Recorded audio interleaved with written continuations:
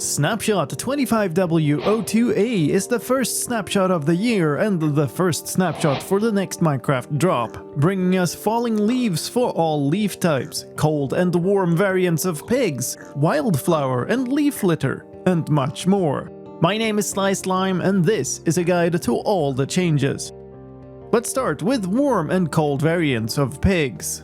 The cold variant spawns in all taiga biomes, windswept hills, windswept gravelly hills, and windswept forests. The warm pig variant spawns in all savanna biomes, all jungle biomes, and all badlands biomes. Any other biomes spawn temperate pigs, which is the good old pig we're already used to. Breeding pigs now randomly picks the baby variant from one of the parents. Spawning a pig using a spawn egg or the summon command now also picks the right variant based on the biome you're in.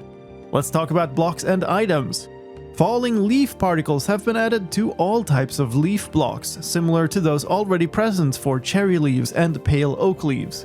There are different particles for oak leaves, jungle leaves, acacia leaves, dark oak leaves, spruce leaves, mangrove leaves, birch leaves, azalea leaves, and the flowering azalea leaves.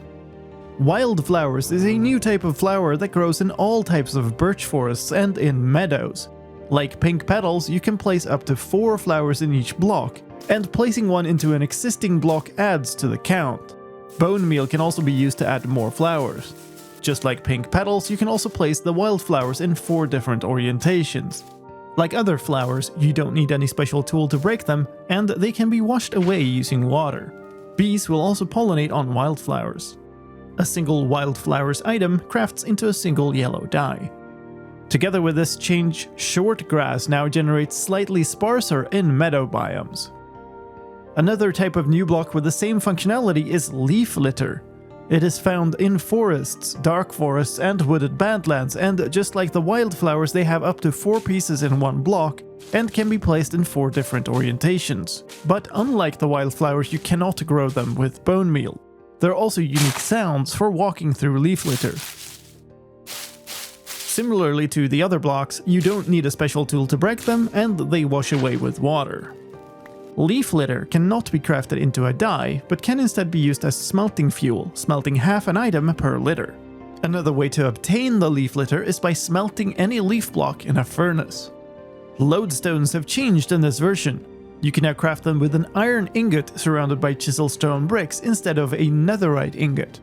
Lodestones can now also be found randomly in some ruined portal chests. 2/3 of all portal chests will have lodestones, and those that do will have either 1 or 2 lodestones. This version also comes with changes to the features introduced in the Garden Awakens drop.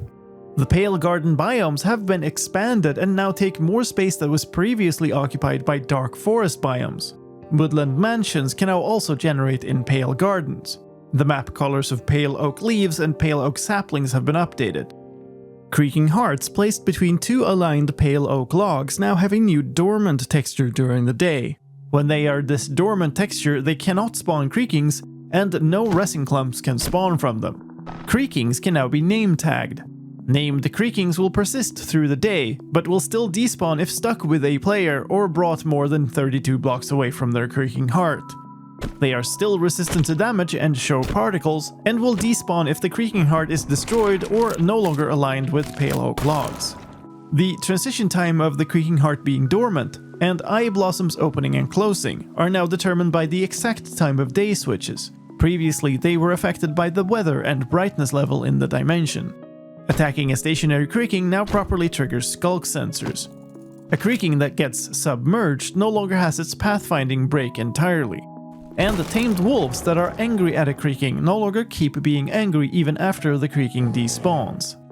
Pale moss carpets no longer sometimes generate across 2 blocks with the top of the tendril texture on both halves. Breaking a double resin slab now properly drops 2 slabs. And the recipe for crafting grey dye from closed eye blossoms is now grouped with the other grey dye recipe. In mob news, zombified piglins now need to be killed by a player to drop player-specific loot, just like all other mobs in the game. When killing a zombified piglin in one hit, any reinforcements spawned by that event are no longer angry. Blaze fireballs no longer instantly blow up TNT minecarts. Mobs spawned from spawners or using the summon command can now once again drop their equipment when killed. Mob pathfinding no longer breaks if the mob falls in water, causing them to keep going in the same direction forever. Or at least until the world is reloaded. You now once again get an Ender Dragon spawn egg when using the pick block function on an Ender Dragon. Farm animals can now spawn in Badlands biomes. Sheep no longer stutter in their head movement when looking up or down. And feeding wheat or hay bales to a llama or trader llama when they have already been fed as many as they will eat no longer desynchronizes the item stack. In gameplay news, the exit portal in the end no longer generates broken if there are no blocks at 0-0, and any blocks that are in the way when the portal generates now drop as items instead of vanishing. Chunks loaded by an entity passing through a portal will now load back in if a world is saved and reloaded, both for single-player worlds and for dedicated servers. Shulker bullets are now once again affected by bubble columns and can now pass through portals once again. Attacking something with a sweeping edge fire aspect sword can no longer set other players on fire if the PvP server setting is off. Player movement now scales properly to low values when not moving along the coordinate axis of the world. You no longer move slightly faster when both moving forwards and strafing while crouching or using items. There is no longer a rounding error causing a fall from exactly 12 blocks up to cause too little damage. A bunch of fixes for powder snow. You now once again get slowed down when falling into it, and you no longer take damage when landing on it using leather boots.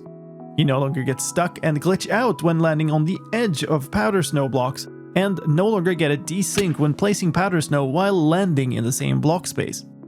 Having string over the surface of a bubble column no longer instantly sinks boats over downwards flowing bubble columns, and no longer launches boats into the air over upwards flowing bubble columns.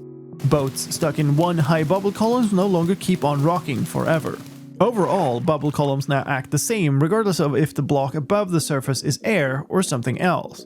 Bubble columns no longer have the opposite movement effect on wind charges and tridents, and tridents and arrows no longer act weirdly in one block deep bubble columns.